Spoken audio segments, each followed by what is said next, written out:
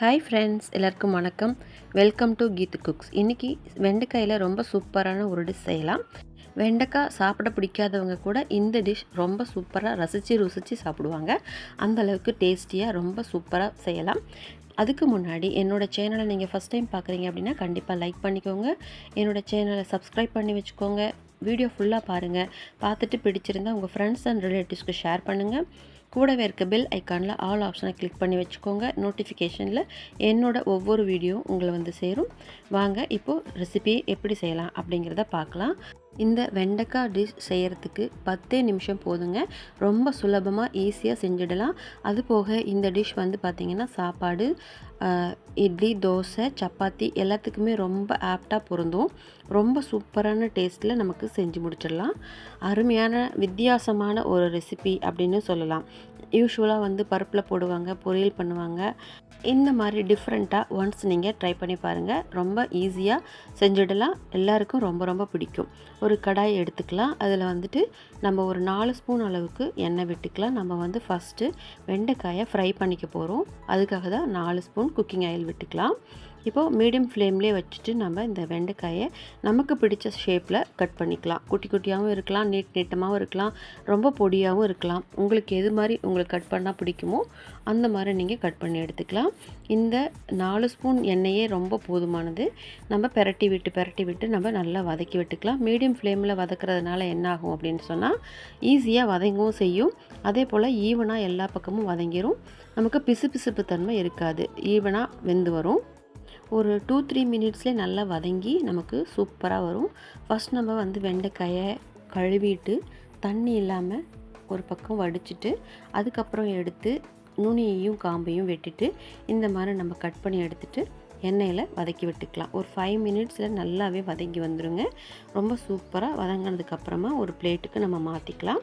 வெண்டைக்காயை பொறுத்த வரைக்கும் அதிகப்படியான எண்ணெய் தேவைப்படாது. அதே போல் பொரியல் செய்யும்போது ஓரளவுக்கு வதங்கி வரதுக்காக எண்ணெய் அதிகமாக சேர்த்துவாங்க. நமக்கு இந்த டிஷ்ஷுக்கு மொத்தமாகவே ஒரு 4 ஸ்பூன் அளவுக்கு போதுமானது. பாருங்கள், இப்போ நல்லா வதங்கி வந்தாச்சு. குட்டி குட்டியாக வந்ததுக்கப்புறம் வெண்டைக்காயே ரொம்ப குறைஞ்சி போன மாதிரி நமக்கு இருக்குது வதங்கினதுக்கப்புறம். இப்போ நம்ம இது ஒரு வேறு பவுலுக்கு சேஞ்ச் பண்ணிக்கலாம். எடுத்து வச்சுட்டு இதே எண்ணெயில் நம்ம அடுத்தடுத்த பொருள் நம்ம சேர்த்துக்கலாம். மறுபடியும் எண்ணெய் தேவைப்படாது. இதே எண்ணெய் போதுமானதாக இருக்கும். இப்போது வெண்டைக்காயை ஒரு பாத்திரத்துக்கு எடுத்ததுக்கப்புறம் நம்ம வந்து ஒவ்வொரு பொருளாக ஆட் பண்ணிக்கலாம். பாருங்கள், எல்லாம் எடுத்தாச்சு. இந்த விதைகள்லாம் அப்படியே இருந்துட்டு போட்டு ஒன்றும் ஆகாது. அதே எண்ணெயில் மீடியம் ஃப்ளேம்லேயே ஸ்டவ் வச்சுட்டு நீல வாக்கில் கட் பண்ண 2 பெரிய வெங்காயம் எடுத்துக்கலாம். அதை நல்லா நம்ம வதக்கி விட்டுக்கலாம். நல்லா வதக்கி விட்டதுக்கு அப்புறமா இதில் வந்து ஆனியன் பேஸ்ட்டும் நம்ம ஆட் பண்ண போகிறோம். இது கொஞ்சம் ஓரளவுக்கு ப்ரௌனிஷ்டாக வரட்டும் அல்லது கண்ணாடி பதம் வரட்டும். அந்தளவுக்கு வதங்கும் போது நம்ம அடுத்த பொருளாக நம்ம வெங்காய பேஸ்ட்டும் ஆட் பண்ணிக்கலாம். இது வந்து ஒரு பெரிய வெங்காயத்தை கட் பண்ணி மிக்ஸி ஜாரில் அரைச்சி எடுத்தோம்னா எவ்வளோ வருமோ அந்த அளவுக்கு இருந்தாலே போதுமானது. இதுவும் நல்லா வதங்கி வரட்டும். வெங்காயமும் வெங்காய பேஸ்ட்டும் பச்சை வாசனை போய் நல்லா வதங்கி வந்ததுக்கு அப்புறமா மீடியம் சைஸில் 3 தக்காளி எடுத்துகிட்டு அல்லது பெரிய தக்காளி 2 எடுத்துகிட்டு நம்ம அதையும் பேஸ்ட் பண்ணி ஆட் பண்ணிக்கலாம். இதையும் நல்லா வதக்கி விட்டுக்கலாம். வதங்கினதுக்கு அப்புறமா நம்ம மசாலா சேர்த்துக்கலாம். இதோட பச்சை வாசனை போகட்டும். பச்சை வாசனை போனதுக்கப்புறமா நம்ம இப்போ மசாலா சேர்த்துக்கலாம்.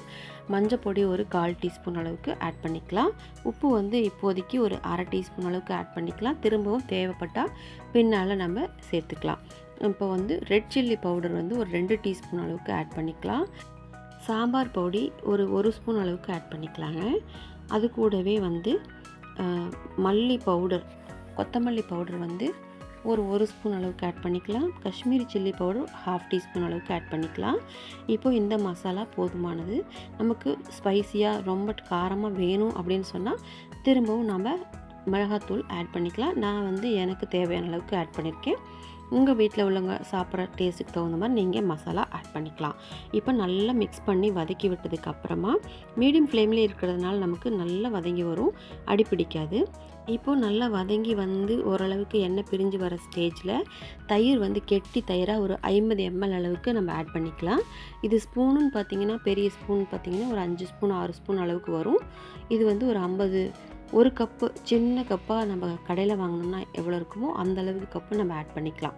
இப்போது இந்த கிரேவியோடு சேர்த்து நல்லா வதக்கி விட்டுக்கலாம். அந்த திரியாக இல்லாத மாதிரி எல்லாமே கலந்து நல்லா ஸ்மாஷ் ஆகி வெந்து வர அளவுக்கு நம்ம வதங்கி விட்டாலே போதும். அது 2-3 மினிட்ஸ்லேயே நல்லா வதங்கி வந்துடும். மூடி போட்டு வேக வச்சோம்னா நமக்கு அந்த கிரேவி கன்சிஸ்டன்சி ஈஸியாக கிடச்சிருங்க. இப்போ நல்லா மிக்ஸ் பண்ணி விட்டுக்கலாம். ஒரு 2 தடவை நல்லா மூடி போட்டு வேக விட்டு எடுத்துட்டோம்னா நல்லாவே சூப்பரான கிரேவி நமக்கு ரெடி ஆகிடும். இந்த கிரேவி உங்களுக்கு பத்தலைன்னா கொஞ்சம் போல் தண்ணி கூட ஆட் பண்ணிக்கலாம். நான் வந்து இந்த கிரேவியில் இப்போது நல்லா ஃப்ரை பண்ணி எடுத்து வச்சுருந்த வெண்டைக்காயை ஆட் பண்ணிக்கிறேன். அதே போல் நீங்களும் ஆட் பண்ணிக்கோங்க. இப்போது வெண்டைக்காயோடு சேர்த்து மசாலா நல்லா மிக்ஸ் பண்ணி விட்டுக்கலாம். மிக்ஸ் பண்ணி விடும்போது நமக்கு எல்லா பக்கமும் அந்த வெண்டைக்காய்க்குள்ளே மசாலா மிக்ஸ் ஆகி வந்துடும். இப்போது நம்மளோட கிரேவி வந்து ஒரு 2 மினிட்ஸில் ரெடி ஆகிடுங்க. இது மறுபடியும் மூடி வைக்க தேவையில்லை. நல்லாவே கொதித்து மிக்ஸ் ஆனால் போதுங்க. இப்போது இதில் நமக்கு உப்பு காரம் டேஸ்ட் பார்த்துக்கலாம். உப்பு பத்தலைன்னா இப்போ ஆட் பண்ணிக்கலாம். காரம் போதுமானதாக இருந்துச்சு. நான் வந்து கொஞ்சம் போல் உப்பு சேர்த்துக்கிட்டேன். கொஞ்சம் போல் தண்ணி சேர்த்து நல்லா கிளறி விட்டுக்கலாம். இப்போ நமக்கு போதுமான அளவு கிரேவியும் இருக்குது. இந்த வெண்டைக்காய் கிரேவி செய்கிறதுக்கு பார்த்திங்கன்னா ரொம்ப கம்மியாக 10 நிமிஷம் டு 1/4 மணி நேரம் தான் ஆகும். அருமையாக செஞ்சு முடிச்சிடலாம். நம்ம வந்து ஒரு பக்கம் அரிசி சாதம் வச்சுட்டு அது விசில் வரதுக்குள்ளே நமக்கு இந்த கிரேவியை நம்ம ரெடி பண்ணிடலாம்.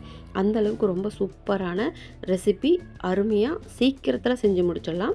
ஒரு பொரியல் செய்கிறதுக்கு எவ்வளோ டைம் எடுக்குமோ அதே டைம் தான் இந்த கிரேவி செய்கிறதுக்கும் டைம் எடுக்கும்.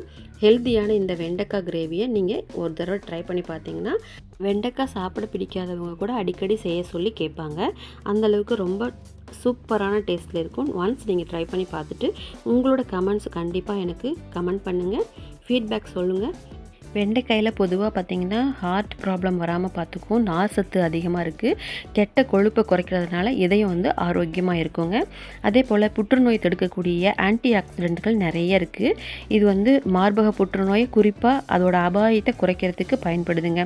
அதனால் அடிக்கடி வெண்டைக்காய் எடுத்து சாப்பிட்றது ரொம்ப நல்லது லேடிஸ்க்கு. அதனாலே என்னமோ லேடிஸ் ஃபிங்கர்னு பேர் வச்சுருக்காங்க. நீரிழிவு கட்டுப்பாடு அதே போல் வெண்டைக்காயை தொடர்ந்து சாப்பிட்றதுனால சர்க்கரையோட அளவை கட்டுப்படுத்த ரொம்பவே உதவுதுங்க. நோய் எதிர்ப்பு சக்தியாகவும் இந்த வெண்டைக்காய் ரொம்பவே யூஸ் ஆகுது. கர்ப்பிணி பெண்களுக்கு ரொம்ப நல்ல அருமையான ஒரு பயன்களை தரக்கூடியதாக இருக்குது. உடலில் நீர் சத்து தக்க வைக்கிறதுக்கு ரொம்பவே யூஸ் ஆகுதுங்க. இந்த வீடியோ உங்களுக்கு பயனுள்ளதாக இருக்கும்னு நான் நினைக்கிறேன். கண்டிப்பாக லைக் பண்ணிவிட்டு ஷேர் பண்ணிட்டு சப்ஸ்கிரைப் பண்ணி வச்சுக்கோங்க. கூடவே இருக்க பெல் ஐக்கானில் ஆல் ஆப்ஷனை கிளிக் பண்ணி வச்சுக்கோங்க. நான் உங்களை அடுத்த வீடியோவில் மீட் பண்ணுறேன். தேங்க்ஸ் ஃபார் வாட்சிங் this video friends. Thank you. Bye and take care friends.